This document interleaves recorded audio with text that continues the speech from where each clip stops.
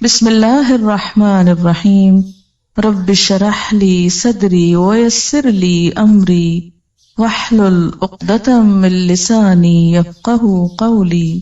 قرآن پاک کی یہ آیت جو ہے وہ بہت آیات پر بھاری ہے، جو اگر انسان سمجھ لے تو اس کے بہت سے اعمال کا قبلہ درست ہو جائے، اس کے حالات درست ہو جائیں۔ ہمارے ملک میں سب سے زیادہ اگر قرآن کا کوئی حصہ پڑھا جاتا ہے تو شاید وہ سورۃ یاسین ہو، لیکن اگر اس کی ایک آیت لوگ سمجھ لیں تو ان کی اصلاح کے لیے کافی ہو جائے۔ 41 دفعہ پڑھنے کی بجائے اگر صرف ایک دفعہ ایک آیت سمجھ لیں تو بہت سی اصلاح ہو جائے، بہت زیادہ فائدہ ہو جائے۔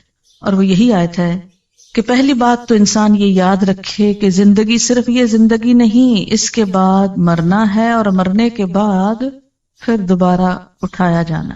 انا نحن نحیی الموتى، موتا کس کی جمع ہے؟ میت کی۔ ساری میتوں کو پھر اٹھائیں گے، سب مرنے والوں کو زندہ کریں گے، اور سب مرنے والے اپنے پیچھے جو آثار چھوڑ کے جا رہے ہیں اور زندگی میں جو کر کے جا رہے ہیں وہ سب بھی ہم لکھ رہے ہیں، اور ایسی کتاب میں لکھ رہے ہیں جو بالکل صاف ستھری واضح، جس کا ہر لفظ اور ہر لائن پڑھی جاتی۔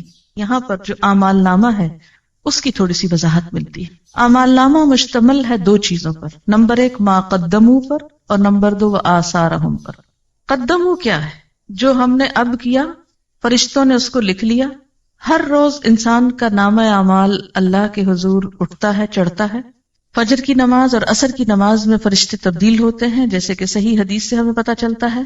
جو کچھ انسان کرتا ہے وہ ساتھ لے جاتے ہیں، یا نہیں چھوڑ کے جاتے۔ دن بھر کی جو سیل ہوتی ہے، وہ جو کاروبار ہوتا ہے انسان کا، اس کی ساری رپورٹ لے جاتے ہیں اللہ کے حضور۔ یہ کمایا ہے تیرے بندے نے آج، یہ کیا ہو گیا؟ قدمو۔ وہ تو چلا گیا، لیکن کچھ چیزیں بعد میں بھی باقی رہتی۔ وہ دو طرح کی، ایک تو وقتی اثرات جو انسان کے اپنے مثلاً ہاتھوں کے نشان ہیں۔ آپ نے کوئی چیز پکڑی، مثلاً میں نے اگر اس کتاب کو پکڑا، اٹھایا، یہاں لائی، تو اس پر جو میرے ہاتھ لگے، فنگر پرنٹس لگی، جو نشان لگے، وہ سب بھی ریکارڈ ہوتے ہیں۔ یہ گواہی دیں گے قیامت کے دن یہ کتابیں۔ مجھ کو پکڑتا تھا یہ شخص، مجھے کھولتا تھا، مجھے دیکھتا تھا۔ زمین پر جو چلتے ہیں تو قدم کے جو نشان ہوتے ہیں وہ بھی جمع ہوتے ہیں، جتنے قدم چل کے یہاں آپ پہنچی وہ بھی لکھ لیے گئے۔ پھر اسی طرح جس کمرے میں آپ بیٹھی ہوئی ہیں مثلاً اس وقت یا کسی اور وقت، وہاں بھی آپ کے اثرات رہ جاتے ہیں۔ اثرات کو سمجھنے کے لیے ایک چھوٹی سی مثال دوں گی۔ کبھی آپ نے فضا میں ایک طیارہ اڑتا ہوا دیکھا ہو جس کے پیچھے اس کا دھواں رہ جاتا؟ دیکھا ہے کبھی؟ وہ ایک جیٹ ہوتا ہے یا معلوم نہیں کیا ہوتا ہے، جب وہ گزرتا ہے تو پیچھے ایسے لکیر پڑ جاتی ہے جیسے وہ ایک پتلی سی لکیر ہو بادل کی، حالانکہ وہ کیا ہوتا ہے؟ دھواں۔ اچھا، اب آپ دیکھیے کہ زمین جس پہ ہم موجود ہیں، کیا یہ ایک جگہ رکھی ہوئی ہے؟ کہاں پر ہے یہ؟ کیا کر رہی ہے زمین؟ گھوم رہی۔ اس کی دوہری حرکت ہے، وہ سورج کے گرد گھوم رہی ہے اپنے سولر سسٹم کے اندر، پھر سورج بھی گھوم رہا ہے سارے سسٹم کو لے کے، کس کے گرد؟ گیلیکسی کے نیوکلس کے گرد۔ اب اس کو آپ تشبیہ دے دیں ایک طیارے سے، کہ ہم سب ایک جہاز پہ بیٹھے ہوئے اس وقت، زمین کے جہاز پر، اور یہ جہاز کائنات میں اڑ رہا ہے۔ آج یہاں تھا، کل وہاں ہے، پرسوں وہاں ہوگا، اور گھومتے گھومتے گھومتے کہاں سے کہاں پہنچ گیا۔ اچھا، زمین سورج کے گرد چکر کاٹتی، ٹھیک ہے؟ ایک سال میں زمین سورج کے گرد چکر لگاتے ہوئے 59 کروڑ میل سفر طے کرتی۔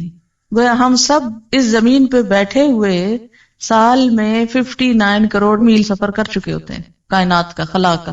جہاں جہاں سے وہ گزری، ہمارے اثرات فضا میں پرنٹ لگتے گئے، ہر جگہ لگ رہے ہیں۔ پوری فضا کے اندر ہمارے پرنٹس موجود ہیں، جو ہم زمین پہ کھڑے، بیٹھے، لیٹے، سوئے، جاگے، ہر جگہ لگا رہے ہیں آثار۔ یعنی یہ فضا اس وقت جو یہاں ہے، یہ ہر وقت یہاں نہیں ہوتی۔ ہم ہر وقت اس کمرے میں تو ہیں، لیکن اس کے باوجود یہ جو ایٹماسفیئر ہے نا، یہ تبدیل ہوتا ہے۔ سورج اور ہمارے درمیان کا جو خلا ہے نا، یہ چینج ہوتا رہتا ہے ہر وقت۔ جہاں جہاں ہم جاتے ہیں، زمین کے اوپر بیٹھ کے وہ کائنات کے اندر وہاں گھوم رہے ہیں ہم، اور ہر جگہ ہمارے پرنٹس لگے جا رہے ہیں۔ اب آپ دیکھیں کہ جو لوگ اچھے پرنٹس بنا رہے ہیں وہ بھی لگ رہے ہیں، اور جو لوگ غلط کاموں کے اوپر ہاتھ لگا رہے ہیں، حرام چیز پکڑی آپ نے ہاتھ سے، لگ گیا نا آپ کا ہاتھ، اس پہ پرنٹ پڑ گیا نا۔ آپ کی چیز نہیں، آپ اس کو پکڑے پھرتے ہیں، وہ بول اٹھے گی قیامت کے دن، یہ میرا قلم نہیں تھا۔ یہاں بہت سے جوتے رکھے ہوئے، رنگ رنگ کے، طرح طرح کے، قیمتی، نئے پرانے، آپ کہتے واہ رے یہ کیا جوتا، غضب کا ہے، اٹھا لے جاؤ گھر، خوشی سے پہن جائیں۔ لیکن ہوگا کیا؟ جس جوتے کے ساتھ جو آپ کا نہیں اور آپ اسے پہن کے لیے پھرتے ہیں، جہاں جہاں وہ جوتا پڑ رہا ہے آپ کے پاؤں کے ساتھ آپ کے خلاف نشان لگ رہے ہیں. مالک کا تو آپ نے ایک نقصان کیا نا کہ اس کا چند 100 روپے یا 1000 روپے کا جوتا آپ نے چرا لیا، لیکن سوچیں کہ بدلے میں آپ نے اپنا نقصان کتنا بڑا کیا، کتنے نشان لگوا دیے حرام کی چیز کے ساتھ. کوئی بھی چیز جو آپ کی نہیں کسی کی ہے، آپ نے لے رکھی ہے، قبضہ جما رکھا ہے، غصب کر رکھا ہے، آپ کے ہاتھوں کے نشان جو اس پر ہیں اور اس چیز کے نشان جو آپ پہ پڑے، قیامت کے دن یہ بول اٹھیں گی چیزیں. آپ صلی اللہ علیہ وسلم فرمایا تھا نا کہ کوئی قیامت کے دن سال میں نہ آئے کہ اس کے کندھے کے اوپر ایک بکری لدی اور ممیا آ رہی ہو اور گھوڑا ہو ننا رہا ہو اور یہ کہ یا رسول اللہ میری مدد کیجیے، تو میں مدد نہیں کروں گا، میں آج بتا کے جا رہا ہوں کہ کسی کا ناحق مال مت چرانا.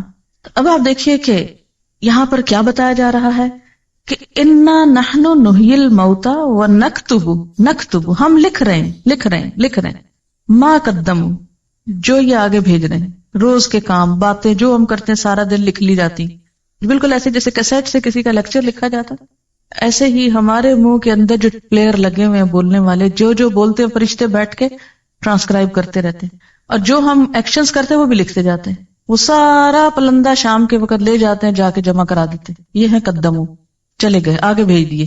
خود ابھی ادھر بیٹھے ہیں لیکن روز آگے بھیج رہے ہیں، آگے جانے سے پہلے وہاں بھیج رہے ہیں اپنے اعمال. اور کچھ ایسے ہیں کہ جب آگے ہم خود چلے جائیں گے تو پیچھے رہ جائیں گے. آثار، اثرات.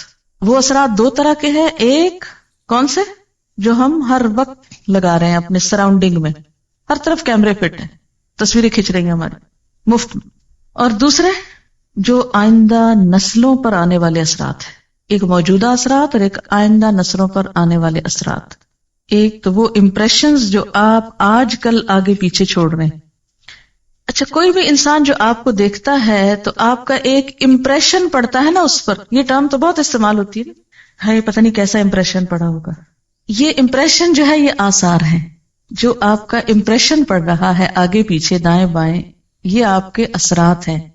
آپ کی شخصیت، آپ کا مزاج، آپ کی گفتگو، آپ کا بیہیویئر، آپ کا لین دین معاملہ، جو کچھ ہے، اس کے جو اثرات دوسروں پہ پڑ رہے ہیں وہ بھی لکھے جا رہے ہیں. بعض اوقات ایسا ہوتا ہے نا، بظاہر ہم بہت شریف نیک انسان نظر آتے ہیں لیکن اندر سے ایسی جڑیں کاٹتے ہیں لوگوں کی بیٹھ کے، ایسے ایسے حسد بغض سینوں میں پالے ہوئے ہیں کہ جس کی وجہ سے دوسروں کو ہم پیچھے کاٹ پھینکتے ہیں. جو بھی آپ کا امپریشن سب گئے. پھر یاد رکھیے کہ ہمارے عمل صرف وہ نہیں جو ہم نے وقتی کر لیے، بلکہ ان کا ایک ایور لاسٹنگ ایفیکٹ بھی معاشرے پہ پڑ رہا ہے. اور وہ کیا ہے کہ ہمارے بعد ہمارے بچے کیا کرتے ہیں، یہ ہم اثرات چھوڑ کے جا رہے ہیں نا. بچے ہمارے کیا ہیں، ہمارے آثار ہیں، نشان ہیں. جب کوئی ماں فوت ہو جاتی ہے تو بچوں کو دیکھ کے کیا کہتے ہیں، مثلا دادی کیا کہتی ہیں کہ خود تو چلی گئی، یہ نشانیاں چھوڑ گئی میرے پاس. تو یہ جو نشانیاں ہیں نا آپ کی، بچے آپ کے، یہ بھی آثار ہیں. پھر اسی طرح آپ کوئی کتاب لکھ گئے، اچھی یا بری جیسی بھی آپ چاہیں لکھیں، آپ کے مرنے کے بعد وہ رہ جاتی، وہ بھی آپ کے آثار ہیں. پھر اسی طرح کوئی کام آپ نیکی کا کر کے ایسا چلے جاتے ہیں جو آپ کے جانے کے بعد بھی سالوں سال چلتا رہتا ہے. مثلا عموماً ہمارے ہاں جو وقف یا ٹرسٹ بنائے جاتے ہیں وہ مرنے والوں کے نام پر ہی بنتے ہیں نا. مثلا فلانا میموریل ٹرسٹ ہوتا نا، تو یہ جو یادگاریں ہیں نا میموریل، یہ بھی آثار ہیں. کوئی عمارت آپ نے بنائی، جب تک وہ کھڑی ہے وہ یادگار ہے. یہ فلاں دور کی یادگار ہے، فلاں انسان کی یادگار ہے. یہ جن کو آپ یادیں کا نام دیتے ہیں نا، یعنی آپ کو کن ناموں سے یاد کیا جاتا ہے، کن کاموں سے آپ یاد کیے جاتے ہیں، یہ بھی آثار ہیں. آثار قدیمہ جن کو آپ بولتے، یہ بھی آثار ہیں. یہ سب کچھ لکھا جاتا ہے. اسی طرح انسان منہ سے جو آواز نکالتا ہے، یعنی جب ہم بولتے ہیں نا، یہ بولنا جو ہوتا ہے یہ کیسے عمل میں آتا ہے. آپ ذرا ہلکا سا بولے اپنے منہ کے آگے ہاتھ رکھ کے، تجربہ کریں، کہیں بسم اللہ الرحمن الرحیم، سب بولے اور رکھے نا. کیوں ڈرتے ہیں اپنے منہ پہ ہاتھ رکھنے سے؟ بولیے بسم اللہ الرحمن الرحیم. ہاتھ پہ کیا چیز پڑی ہے آپ کے؟ وائبریشن ہے نا. یہ جو وائبریشنز ہیں ان کے بارے میں جدید تحقیق یہ ہوئی ہے کہ یہ ختم نہیں ہوتی منہ سے نکل کے، یہ فضا میں محفوظ ہو جاتی. اسی طرح انسان جو عمل کرتا ہے اس کے بعد اس کا عکس حرارتی لہروں کی شکل میں مستقل طور پہ دنیا میں موجود ہوتا ہے. مثلا آپ غور سے کسی چیز کو دیکھیے اور پھر آنکھیں بند کیجیے، کچھ عکس نظر آ رہا ہے آنکھ میں، آتا ہے نا. تو یہ جو عکس آپ کی نگاہوں میں رہ گیا نا، یہ صرف آپ کی نگاہوں میں نہیں، وہ کسی اور کے نگاہوں میں بھی یہ سارے عکس موجود ہیں آپ کے جانے کے باوجود. یہاں تک تحقیق ہو رہی ہے کہ قدیم بڑے بڑے بادشاہوں کے عکس فضا میں سے نکالنے اور تلاش کرنے کی کوشش کی جا رہی ہے. یعنی یہ تو پرووڈ ہے کہ وہ محفوظ ہیں، ان کو ڈسکور کیسے کیا جائے، نکالا کیسے جائے، اس پہ اب کوشش ہو رہی.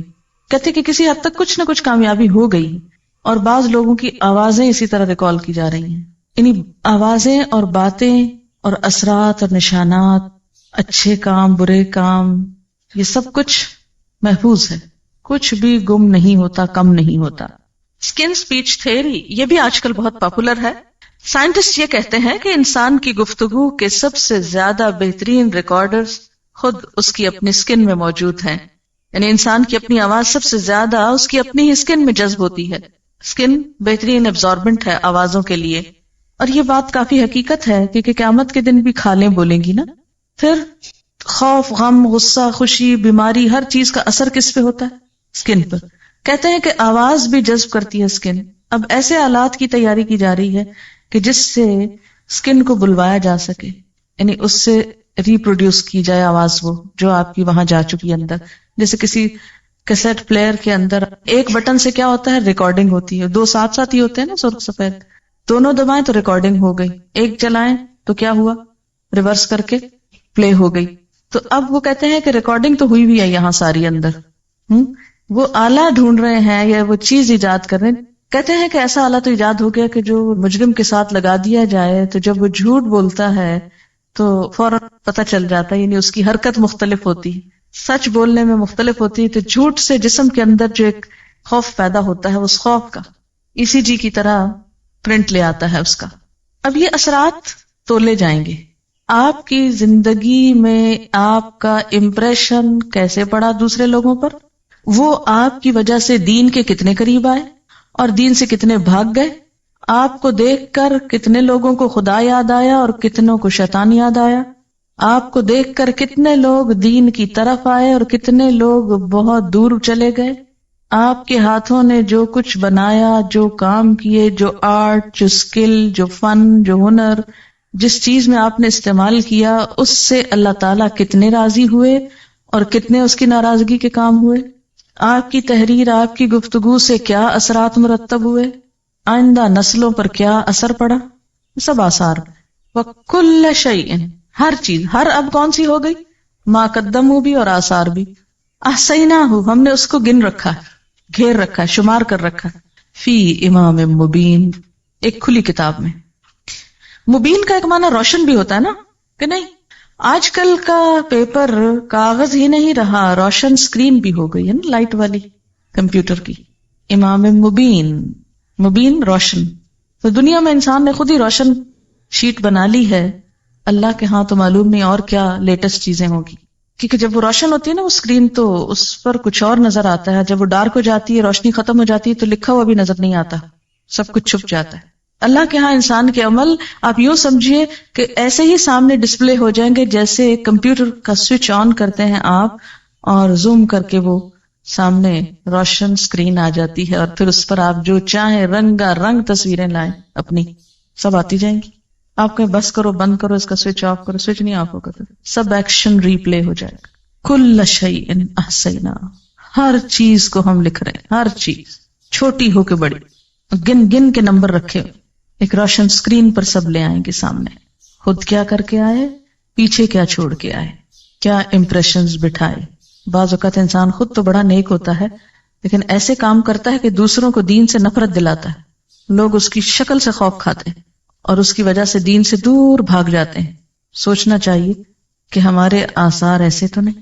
صرف اتنا ہی فکر کافی نہیں کہ ہم خود نیک کام کر رہے ہیں، یہ فکر بھی ضروری ہے کہ ہمارا امپریشن کیا بیٹھ رہا ہے.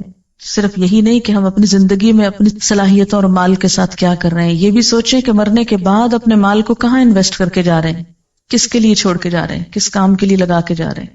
صرف یہ نہیں کہ مرنے کے ساتھ ہمارا یہ دماغ ختم ہو جائے، بلکہ مرنے کے بعد ہم کو یہ ٹیلنٹ کیا فائدہ دے سکتا ہے، کہاں لگا کے جائیں کہ بعد میں پروفٹ آتا رہے. اور ایسا نہ ہو کہ ایسے غلط کام کر کے چھوڑ جائیں کہ اصل کو بھی ڈبو دے وہ. یعنی مثلاً آپ کی اپنی نمازیں پوری ہیں، روزے پورے ہیں لیکن کچھ ایسے کام کر دیے ہیں کہ وہ سب کو دھو ڈالیں نماز اور روزوں کو. جیسے اوور فلو کر جاتی ہے نا چیز، سیلاب جب آتا ہے سب چیزوں تباہ کر جاتا ہے نا. پھر ایسا نہ ہو کہ کچھ غلطیاں اس طرح کی اوور فلو کر جائیں، نماز روزے کی سب دیواریں بیچ میں ڈھہ جائیں.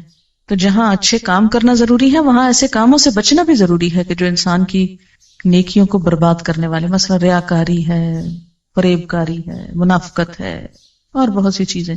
کتنی دفعہ ہم نے اس اینگل سے سورت یاسین پڑھی، مبینوں تک پڑھتے ہیں، چھاپ چھاپ کے گلیوں بازاروں میں بیچتے ہیں، کچھ سمجھتے نہیں کہ کہہ کیا رہی ہے. اب دیکھیں کہ بسا اوقات کیا ہوتا ہے کہ ویسے ہم کو اپنے آپ کی کچھ خبر نہیں ہوتی، ہم ہر وقت دوسروں کے ایپ دیکھتے رہتے ہیں نا، فلاں ایسے لگ رہا ہے، فلاں ایسا کرتا ہے، ویسا کرتا ہے، اس کو یہ نہیں کرنا چاہیے، اس کو ایسا نہیں ہونا چاہیے. لیکن کبھی اپنی ہی مووی دیکھنی پڑ جائے، اپنی ہی تصویر دیکھنی پڑ جائے تو کس قدر بری لگتی ہے. ہم ایسی حرکت نہ کرتے، ہم ایسا ایکشن نہ کرتے. مووی میں تو صرف ظاہر نظر آتا ہے نا، اور وہاں تو ظاہر کے ساتھ اندر کی تصویریں بھی نکال کے باہر رکھ دی جائیں گی. وَحُصِّلَ مَا فِي الصُّدُورِ، وہ سب حاصل کر لیا جائے گا جو سینوں کے اندر محفوظ ہے. انسان کے خیالات کو مجسم شکل میں، جیسے اب بھی ہم اپنے آئیڈیاز ٹرانسکرائب کرتے ہیں، رائٹ کرتے ہیں، ایسے ہی انسان کی تھنکنگ، آئیڈیاز، نیتیں، سوچیں، ویژن سب لکھ کر سامنے آ جائے گا، پرسونیفیکیشن ہو جائے گی. ایک ہوتی ہے نا مارکنگ اور ایک ہوتی ہے نیگیٹو مارکنگ. تو نیگیٹو مارکنگ جو ہوتی ہے وہ بہت خطرناک ہوتی ہے. تو یوں محسوس ہوتا ہے کہ جیسے آخرت میں اس قسم کی مارکنگ ہونے والی ہے. ایک انداز تعلیم ہوتا ہے کہ جس میں اسٹوڈنٹ لکھتے ہیں، خوب لکھتے جاتے ہیں، جو غص و سمین اوٹ پٹانگ باتیں لکھ لکھ کے پیپر بھرتے ہیں کہ جتنے کاغذ زیادہ ہوں گے اتنے نمبر زیادہ. اللہ کے ہاں ایسی مارکنگ نہیں. اور ایک انداز تعلیم کیا ہے کہ جس میں اگر آپ نے فالتو بات لکھی اس کی بھی مارکنگ ہوتی ہے، یعنی نیگیٹو مارکنگ اس کو بولتے ہیں نا. تو قیامت کے دن جو طریقہ کار ہوگا مارکنگ کا وہ نیگیٹو مارکنگ کا ہے. صرف یہ نہیں دیکھا جائے گا آپ کیا کر کے آئے نیکیاں، یہ بھی دیکھا جائے گا کہ ساتھ آپ نے فالتو کام کتنے اور کر دیے کہ جو اصل کو ڈبونے والے ہو گئے. تو اس لیے انسان کو بہت کیئرفل اور کانشیس ہو کے زندگی بسر کرنے کی ضرورت ہے. ہمارے عمل میں بڑی کنٹینویشن ہے.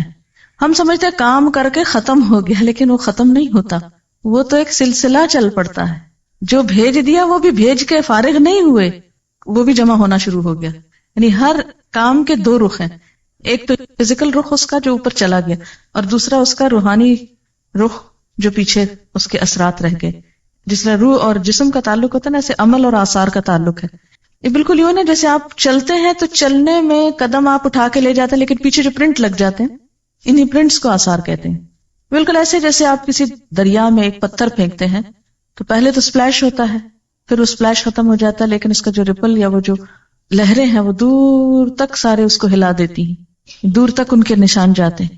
ہر ایکشن کا ایک ری ایکشن ہے، اور جو ری ایکشن ہے وہ چین ری ایکشن ہے. یہاں کہ جب ایک ایکشن آپ نے کیا تو پھر وہ صرف میئر ایک ایکشن نہیں رہا، بلکہ اس کا ری ایکشن شروع ہو گیا اور وہ چین بن گیا اور دور دور تک پھیلتا چلا گیا اور کتنے میں ملٹی پلائی ہو گیا. زیادہ خطرناک بات یہ کہ ایک عمل انسان کا ایک ہوتا ہے اپنے لیے، لیکن جب وہ ری ایکشن ہوتا ہے تو ملٹی پلائی ہو جاتا ہے. اس لیے آثار زیادہ خطرناک چیز ہے. اوریجنل تصویر ایک ہوتی ہے، لیکن اس کا اگر آپ نیگیٹو بنا لیں تو اس کو آپ 100 کاپیز بنا لیں. بالکل ایسے ہی نا کہ جیسے ایک پودا ہوتا ہے، ایک اس کے اوپر کا حصہ ہوتا ہے قدم، اور دوسرے اس کے روٹس ہوتے ہیں جو نیچے چلے جاتے ہیں. اور جب تک روٹس باقی رہتے ہیں وہ کیا ہوتا ہے، پودا کاٹ بھی دیا جائے پھر نکل آتے ہیں، اور ایک سے کئی بن، جیسے بیج ہوتے ہیں، ایک بیج 700 بنا دیتا ہے. تو آثار بھی کیا ہوتے ہیں، ایک کام کے ساتھ 100 امپریشنز بن جاتے ہیں. اسی طرح یہ ہے کہ قیامت کے دن ایسے سینسیٹیو ترازو ہوں گے کہ جو صرف انسان کے ظاہری اعمال کو نہیں، باطنی نیتوں کو بھی جج کر لیں گے. کوانٹٹی ہی نہیں کوالٹی بھی دیکھ لیں گے ان کی. اب تو آپ ترازو میں ڈالیں، آپ کوڑا ڈالیں یا پھل ڈالیں، کچھ بھی ڈالیں تول دے گا، لیکن وہاں وہ یہ بھی ساتھ ہی بتائے گا کہ اس کی کوالٹی کیا ہے. سائنس کا ایک اصول ہے کہ میٹر جو ہے وہ ختم نہیں ہوتا، اس میں کنورشن تو ہوتی ہے، ایک سے دوسرے میں وہ بدل جاتا ہے، لیکن ڈسٹروائے نہیں کر سکتے آپ اس کو. مثلاً آپ بولتے ہیں، آپ کی سوچ آواز میں ڈھل گئی، آواز جو ہے لہروں میں ڈھل گئی، لہریں جو ہے وہ پرنٹس بن گئے فضا کے اوپر، لیکن فارم بدلی، اصل نہیں گئی. لہذا پروڈیوس کرنے سے پہلے سوچ لیجئے کہ کیا لا رہے. ایسا ہوتا ہے نا چین ری ایکشن بعض اوقات ہو رہا ہوتا ہے تو کوئی ڈیٹرنٹ ایسے ہوتے ہیں کہ جو اس ری ایکشن کو کنٹرول بھی کر لیتے ہیں. تو معاشرے کے اندر جو پہلے کے آثار آ رہے ہیں اچھے ہیں اور اس اچھائی میں آپ شریک ہو جاتے ہیں تو مزید وسعت کا سبب بن جاتے ہیں، ورنہ یہ کہ اس کو آپ ختم کر دیتے ہیں. یہاں سورۃ یاسین میں کیوں کہا کہ لتنذر قوما ما انذر آباؤہم فہم غافلون، کہ وہ آباء و اجداد کی غفلت نے چین توڑ دیا تھا بیچ میں، اب تم کیا کرو اس کو پھر سے اصل سے جوڑ کے آگے لے چلو. بعض اوقات انسان ساری زندگی اچھے کام کرتا ہے لیکن مرتے وقت ایسی وصیت کر جاتا ہے کہ جس کے اثرات آئندہ نسلوں پہ بڑے خراب ہوتے ہیں. اسی لیے اس کی سزا بہت زیادہ ہے کہ انسان، ایک روایت میں آتا ہے کہ جنت سے ایک بالشت بس قریب ہوتا ہے مرتے وقت نا، لیکن جاتے جاتے غلط وصیت کر کے لوگوں کی زندگی جہنم کر جاتا ہے، اور وہ جنت میں جاتے جاتے جہنم میں جا پڑتا ہے غلط وصیت کی وجہ سے. کیوں؟ اس لیے کہ بہن بھائی آپس میں کٹ جاتے ہیں، قطع رحمی ہوتے. لا يدخل الجنت قاطع الرحم، رشتوں کو کاٹنے والا، تو یہ سبب بن گیا رشتے کاٹنے والا. اسی طرح دوسرے اعمال، کبھی آپ نے دیکھا ہوگا کہ وضو کی حالت میں جب تک آپ ہوتے ہیں تو آپ کی فیلنگ ٹوٹلی ڈفرنٹ ہوتی ہے نا، اور عام حالات میں اور ہوتی. تو ایک آپ کے عمل کا خود آپ کی ذات پر بھی تو امپریشن پڑ گیا نا. جب قیامت میں یہ اسکرین کھلے گی سب کے آگے تو بہت شرمندگی ہوگی. اس سے پہلے ہی ہم اپنا ڈیلی سیلف انالیسس خود احتسابی شروع کریں اور اپنے اعمال کی، یعنی صرف ڈیلی نہیں بلکہ پچھلی ساری زندگی کو بھی ذرا پرکھ لیں کہ ہم کیا کچھ کر چکے ہیں اور اس پر اس کا توڑ کیسے کرنا ہے، مداوع کیسے کرنا ہے. فرمایا کہ ہم مردوں کو زندہ کریں گے، اور اگر ہم اس کو عام معنوں میں لیں تو اس کا معنی کیا ہے؟ یقیناً ہم مردوں کو ضرور زندہ کریں گے. اب دیکھیں انداز بہت سٹرونگ ہے. انا نحن نحیی، انا نحن نحیی، 3 دفعہ ہم کا لفظ آ رہا ہے. اللہ تعالیٰ اپنی قدرت کا اظہار فرما رہے ہیں کہ ہم یقیناً ایک روز مردوں کو زندہ کریں گے.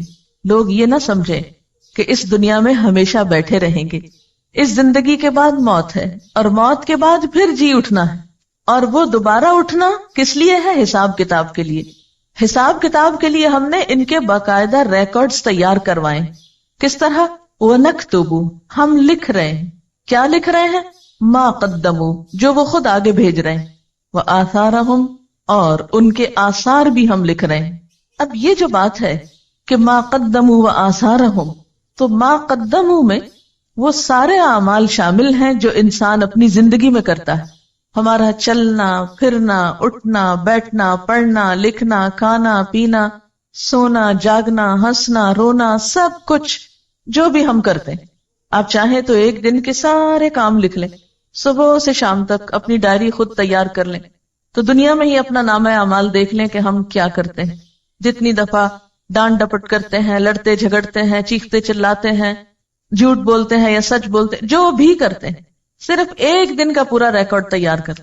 تو اللہ تعالیٰ فرماتے وَنَكْتُبُ، ہم لکھ رہے ہیں. تم لکھو یا نہ لکھو، تم اپنی ڈائری لکھو یا نہ لکھو، تم یاد رکھو یا نہ رکھو، تم ریکارڈ رکھو یا نہ رکھو، ہم لکھ رہے ہیں، ہم ریکارڈ تیار کرا رہے ہیں.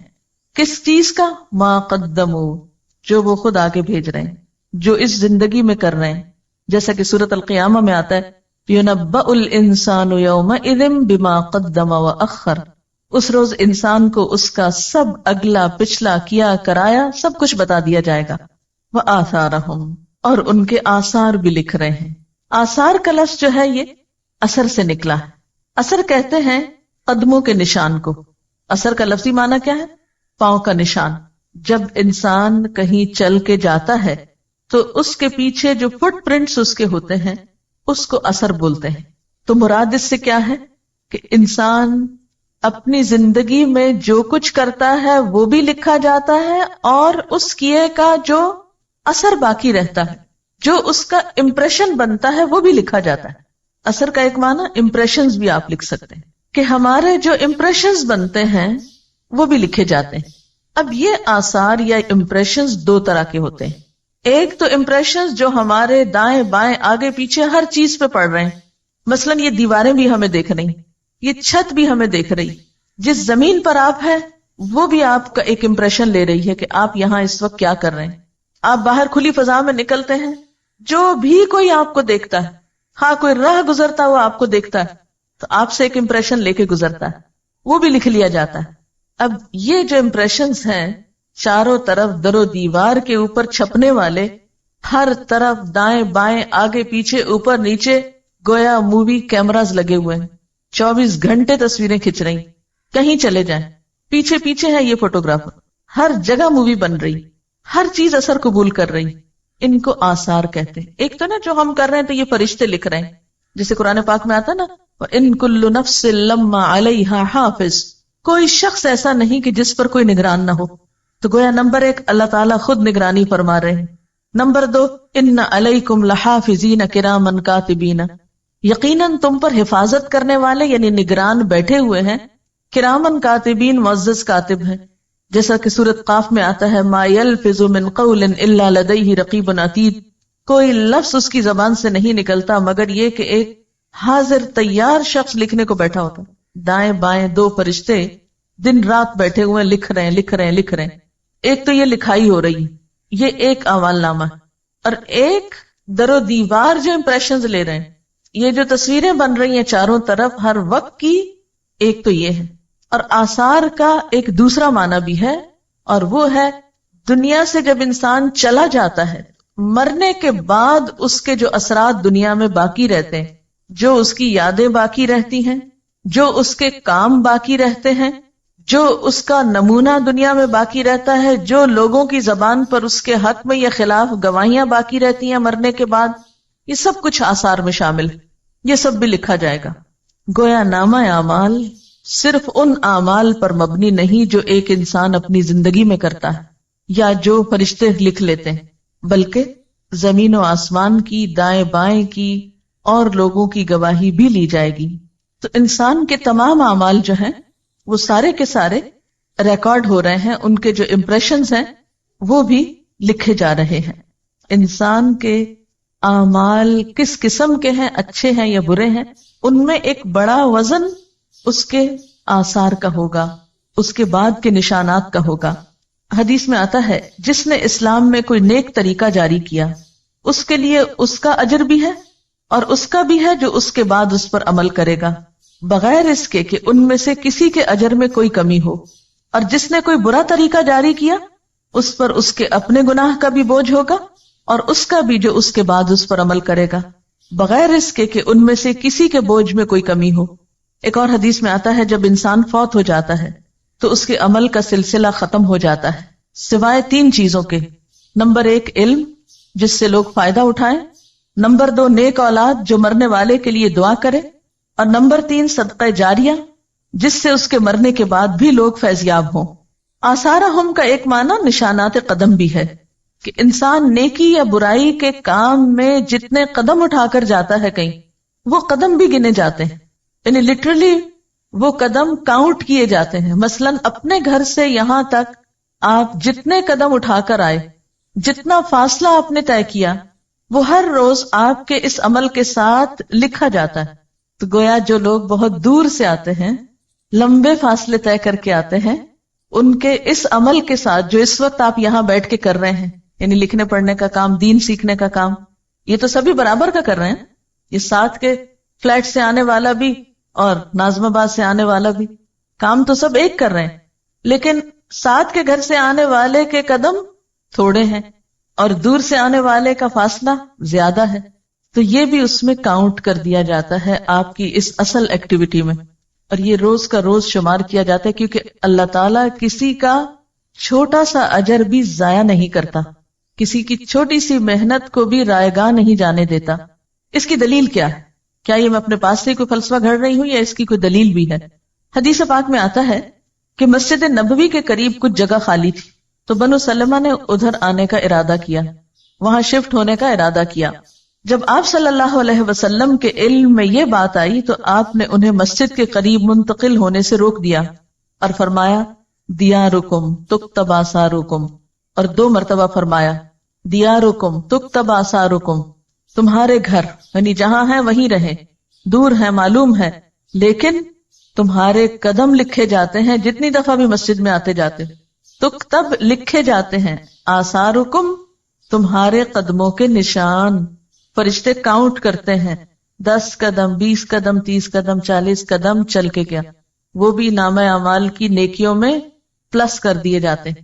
اس لیے یہ مت سمجھو کہ مسجد کے قریب آ گئے تو زیادہ فائدہ ہوگا، جو دور سے آتا ہے اس کا بھی فائدہ اور اجر و ثواب کچھ کم نہیں. پھر فرمایا وَكُلَّ شَيْءٍ، اور ہر چیز کو، وَكُلَّ شَيْءٍ اور ہر چیز، احصیناہ ہم نے شمار کر رکھا ہے اس کو، گن گن کے رکھا ہے اس کو. کہاں؟ فی امام مبین، ایک کھلی کتاب میں. اس سے مراد لوح محفوظ ہے، اور بعض نے اس سے مراد اعمال نامے لیے ہیں. امام کا لفظ مفرد بھی ہے اور جمع بھی، جیسے کتاب، حجاب، جبال. تو امام کہتے ہیں پیشوا کو، لیڈر کو، جیسے نماز میں امام ہوتا ہے. اسی طرح امام کا لفظ شارع عام کے لیے بھی استعمال ہوتا ہے، کھلی سڑک کے لیے، کیونکہ وہ بھی لیڈ کرتی ہے نا، آگے رستہ بتاتی جاتی ہے، آپ اس پہ چلیں. تو یہاں پر امام مبین سے مراد کتاب مبین ہے، جسے ام الکتاب بھی کہا جاتا ہے یا کتاب مکنون بھی کہا جاتا ہے. وہ کیا چیز ہے؟ انسان کے احاطہ علم سے باہر.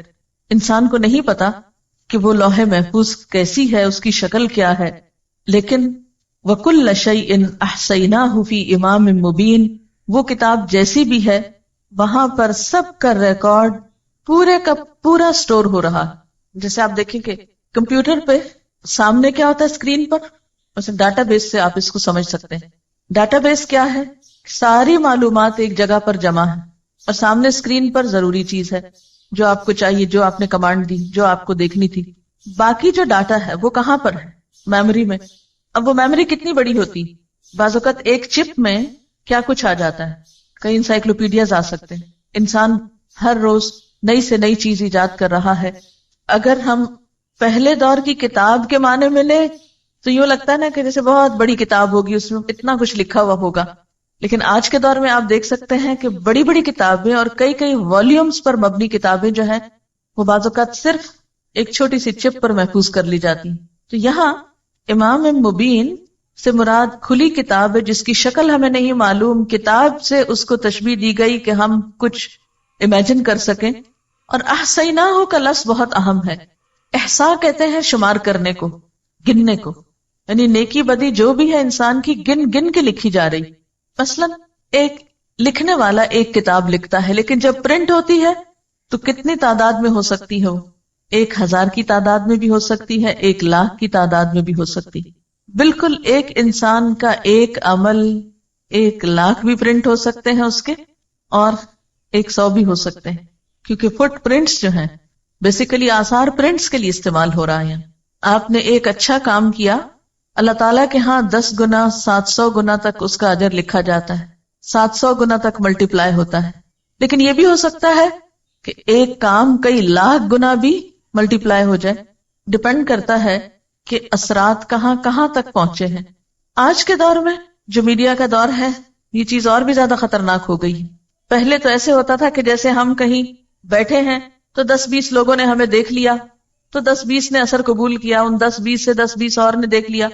اب مشکل یہ ہے کہ ایک وقت میں ایک شخص سیٹلائٹ کے ذریعے پورے گلوب پہ دیکھا جا رہا ہے. اس کی سپیچ، اس کا ایکشن سب دیکھ رہے ہیں. جتنوں نے بھی دیکھا انہوں نے اس سے جو بھی سیکھا وہ سب اس کے کھاتے میں لکھ لیا گیا.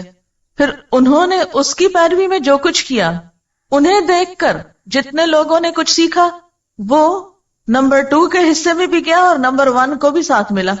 پھر نمبر 3 کو دیکھ کر نمبر 4 نے جو کچھ کیا تو وہ 3، 2 اور 1 سب کو ملا، اینڈ سو آن، جہاں تک گیا. جتنی دفعہ ملٹیپلائی ہوا، جتنی جنریشنز میں گیا وہ بڑھتا ہی چلا گیا. جیسے ایک بیج سے ایک درخت جب نکلتا ہے کتنے پتے پھوٹتے ہیں اس پہ گن سکتے ہیں آپ؟ نہیں. پھر اس میں سے ایک پھول لے لیجئے، اس کے بیج پکا کے اس میں سے ایک بیج پھر زمین پہ ڈال لیجئے، کتنے پھر نکل آئیں گے اس سے پھول پھل، پھر کتنے بن جائیں گے. کل شیء احصیناہ، ہر چیز کو ہم نے گن لیا ہے، کاؤنٹ ڈاؤن کر لیا ہے ہم نے ہر چیز کو. مثلا ایک کتاب جب کوئی لکھتا ہے کیا وہ ایک ہی شخص پڑھتا ہے؟ نہیں. ایک چھپی ہوئی کتاب کو 100 بھی پڑھ سکتے ہیں، 1000 بھی پڑھ سکتے ہیں، کیونکہ کتاب تو سرکولیٹ ہوتی رہتی. پھر اس سے اگر آگے کچھ پڑھا دیا گیا تو ان سب پڑھنے والوں کے پاس پھر کتاب آ گئی. اس کو یوں بھی ایک اور مثال سے سمجھ سکتے ہیں. مثلا آپ نے کتاب الصلاۃ پڑھی. اب ہوا کیا تھا، میں کتاب الصلاۃ ہی کی کہانی بتاتی ہوں کہ میں لاہور گئی کسی کام سے، تو میری عادت ہوتی ہے کہ میں کسی کے بھی گھر جاؤں یا کہیں بھی تو کتابوں پہ ایک نظر عموماً ڈالتی ہوں. کوشش میری ہوتی ہے کہ مجھے صرف نئے ٹائٹلز پتہ چل جائیں اور کیا ہے مارکیٹ میں، اور خصوصی طور پر لائبریریز وغیرہ کو وزٹ میں شامل کرنے کی کوشش کرتی ہوں کہ نئی چیزیں سیکھ سکوں تاکہ دوسروں تک پہنچانے میں آسانی. تو ایسے کسی نے بہت شاید اصرار کر کے بلایا تو میں ان کے ہاں گئی، تو وہ ہمیں بٹھا کر تھوڑی دیر کے لیے جیسے عموماً ہوتا ہے کہ مہمانوں کو بٹھا دیتے ہیں اور خود چلے جاتے ہیں کہیں کچھ لانے لے جانے.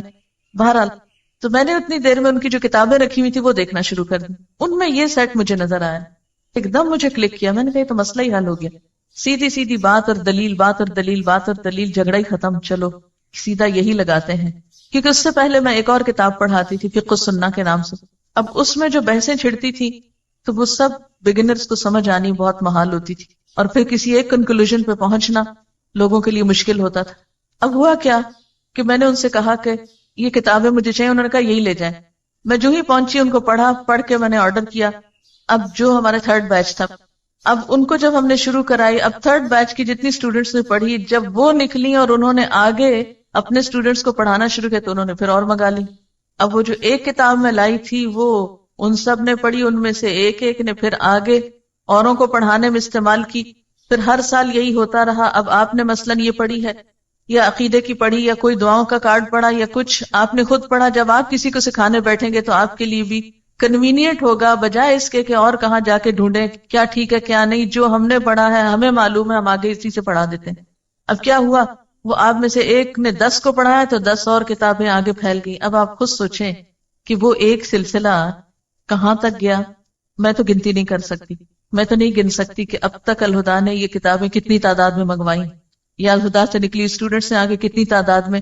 میرے پاس کوئی اسٹیٹسٹکس نہیں, لیکن کل شیء احصیناہ, ہر چیز کو ہم نے گن رکھا ہے, ہم نے لکھ رکھا ہے, شمار کر رکھا ہے, کاؤنٹ کر رکھا ہے, اور کاؤنٹ کر کے کھلی کتاب میں ریکارڈ کر دیا ہے کہ اس شخص نے نیکی کی فلاں چیز اتنی تعداد میں پھیلا دی تھی.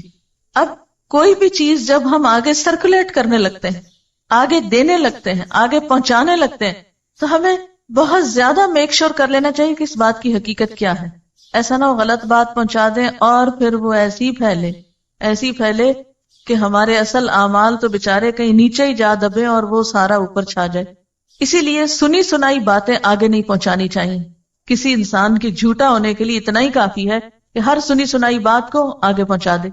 اس سے کیا ہوتا ہے, جھوٹ پھیل جاتا ہے, کسی شخص کی عزت برباد ہوتی ہے. سکینڈلز عام طور پہ معاشرے میں کیسے پھیلتے ہیں, سکینڈلز کے منتشر ہونے کی کیا وجہ ہوتی ہے, کیونکہ لوگوں کو بھی جھوٹی خبریں سننا پسند ہوتی ہیں. اس لیے زندگی بہت ہی احتیاط سے سوچ سمجھ کے گزارنے کی چیز ہے. اسی کا نام تقویٰ ہے. پھونک پھونک کے قدم رکھنے کا نام تقویٰ ہے.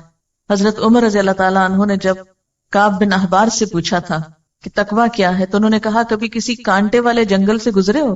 کہا ہاں گزرا ہوں. پوچھا کیسے گزرے؟ کہا اپنے آپ کو سمیٹ کے دامن بچا کے کہ کسی چیز سے الجھ کر دامن نہ پھاڑ بیٹھو. کبھی آپ اگر کسی ایسی زمین پر گئے ہو جہاں پاؤں میں کانٹا چپ جائے تو کیا ہوتا ہے؟ پھر کانٹا چپنے کے بعد آپ کا چلنا رک جاتا ہے. کپڑا ادھڑ جائے, پھٹ جائے تو کیا کرتے ہیں آپ؟ بیٹھ جاتے ہیں وہیں. بالکل اسی طرح ایک شخص نیکی کے راستے پہ چل رہا ہوتا ہے کہ اچانک کسی بیکار سی چیز کے ساتھ الجھ پڑتا ہے, اور اس سے الجھ کر وہ نیکی کا اصل مقصد تو بھول جاتا ہے, وہیں بحثیں شروع کر دیتا ہے, وہیں دامن پھاڑ بیٹھتا ہے اور گیا ختم. منزل تک نہیں پہنچ سکتا. منزل تک صرف متقی پہنچے گا, جو بچ بچ کے چلے گا, جو بہت ہی ہائیلی الرٹ شخص ہوگا, سوچ سمجھ کے زندگی بسر کرے گا. یہ رکاوٹ بننے لگا, ادھر سے بچ جاؤ. یہ سامنے آنے لگا, ادھر سے بچ جاؤ. سنبھال سنبھال کے اپنے آپ کو قدم پھونک پھونک کے چلتے چلتے آخری منزل تک جا پہنچے. اور یہ انتہائی ضروری ہے. قولوا قولا سدیدا میں بھی آپ دیکھیے, نہ بات بڑھانی ہے نہ گھٹانی ہے, وہاں بھی بڑی احتیاط چاہیے. آنکھ کان دل دماغ ہر چیز کا حساب ہونا, بیکار باتوں میں مت لگاؤ ان کو, ادھر ادھر کا تجسس نہ کرو, فالتو باتیں نہ کرو. من حسن اسلام المرء ترکہ ما لا یعنی, انسان کے اسلام کا حسن کیا ہے؟ وہ باتیں چھوڑ دے جس سے اس کا کوئی مطلب نہیں. اب آپ دیکھیں کہ انٹرنیٹ میں ایک کمانڈ پہ یا ایک کلک پہ کم از کم کتنے لوگوں کو آپ ایک پیغام ارسال کر سکتے ہیں؟ کم از کم کتنے لوگوں کو ایک میسج ایٹ اے ٹائم آپ سینڈ کر سکتے ہیں؟ No limit. یہ ڈیپینڈ کرتا ہے کہ آپ کی لسٹ میں کیا ہے, آپ کے ایڈریسز کی لسٹ میں کتنے لوگ ہیں. آپ سلیکٹ آل کر دیں اور ایک کلک کر کے سب کو بھجوا دیں. اب پہلے تو اگر کاغذ چھاپ کے گلی گلی بانٹنے پڑتے تھے تو بہت ٹائم لگتا تھا. اب سلیکٹ آل کر کے پوری دنیا پہ بھیج دیں, آپ ہر ایک کو سینڈ کر دیں. یعنی آج کا دور اس لحاظ سے اور زیادہ خطرناک ہے, لیکن الحمدللہ نیکی کے مواقع بھی اتنے ہیں. یعنی اللہ تعالیٰ نے کسی بھی دور کے انسانوں پہ ظلم نہیں کیا کہ کچھ دور کے لوگوں کو تو نیکی کے مواقع زیادہ دے دیے اور کچھ کو برائی کے زیادہ دے دیے. نہیں، اگر آج برائی کے لیے وسائل استعمال کیے جا رہے ہیں تو نیکی کے لیے بھی ایکولی استعمال کیے جانے چاہیے. لیکن افسوس یہ کہ مسلمانوں نے نیکی کو پھیلانے کے لیے ان سارے ذرائع اور وسائل کو استعمال ہی نہیں کیا. اس طرف ہماری توجہ ہی نہیں، اس کام کو ہم کام ہی نہیں سمجھتے. یعنی کہ تبلیغ تھرو میڈیا، ہم سمجھتے ہیں صرف یہاں کرسی پہ بیٹھ کے چند لوگوں کو پڑھانا جو ہے یہی بہت بڑی نیکی کا کام، اور حریص ہی نہیں ہوتے کہ اللہ کے پیغام کو مختلف طریقوں سے آگے پہنچائیں. حالانکہ آپ کی ایک چھوٹی سی ایفرٹ آپ کے عمل میں بے پناہ اضافہ کر سکتی ہے. آپ کو نہیں معلوم کہ ایک چھوٹی بات کسی کی زندگی کتنی بدل گئی، اور اس کی ساری نیکیوں کے حصے دار آپ بھی بن گئے. جو بھی اچھے کام اب وہ کرے گا اس میں آپ کا حصہ بھی اتنا ہی ہے جتنا اس کا، اور اس کے اجر میں کچھ کمی نہ کی جائے.